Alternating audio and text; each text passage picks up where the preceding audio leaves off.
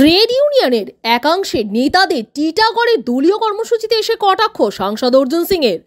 আরসিএমইউ এবং জেটিডব্লিউ ইউনিয়নের পক্ষ থেকে ব্যারাকপুর রাসমণি মোড় এলাকায় এক কর্মসূচির আয়োজন করা হয়েছিল।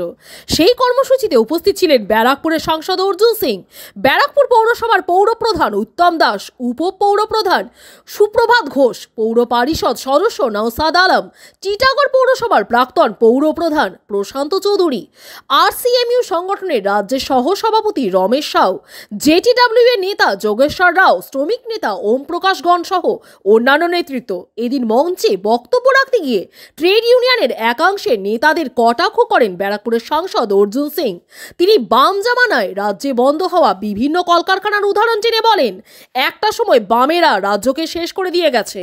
বিভিন্ন শিল্পে এখন শুধুমাত্র বেঁচে আছে জুট মিল, কিন্তু তার মধ্যেও কিছু ট্রেড ইউনিয়ন নেতা আছে, তারা চিন্তা করে কখন জুট মিল বন্ধ হবে এবং তারা সেখানে বড় বিল্ডিং বানাবে।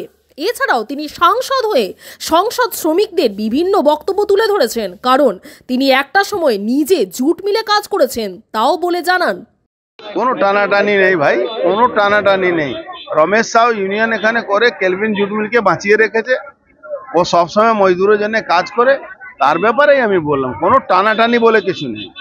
এখানে যারা তৃণমূলকে সমর্থন করে সব ইউনিয়ন একসঙ্গে আছে, স্যার রমেশ সাউর অন্দরে। আরে মিল বন্ধ চাইবে না, দালাল মিলে জুট মিলে সবসময় দালাল থাকে আর ইউনিয়ন থাকে। তো দালালরা সবসময় চায় মিলে ডিস্টার্ব থাকলে ওদের রোজগার হবে, আর ইউনিয়ন সবসময় চায় কি ভাই মিল চললে মজদুর বাঁচবে। এটাই ডিফারেন্স। কেন্দ্র সরকারের বঞ্চনা, 100 দিনের কাজ থেকে নিয়ে গরিব মানুষের বাড়ি থেকে নিয়ে লক্ষ লক্ষ কোটি টাকা আমাদের এখানে বাংলা যে পাওনা টাকা সেটা পাচ্ছি না আমরা, তার জন্য আমাদের মেন ইস্যু রেখে আমরা লড়াই। টিটাগড় থেকে সৈকত গাঙ্গুলির রিপোর্ট, চ্যানেল 24/7।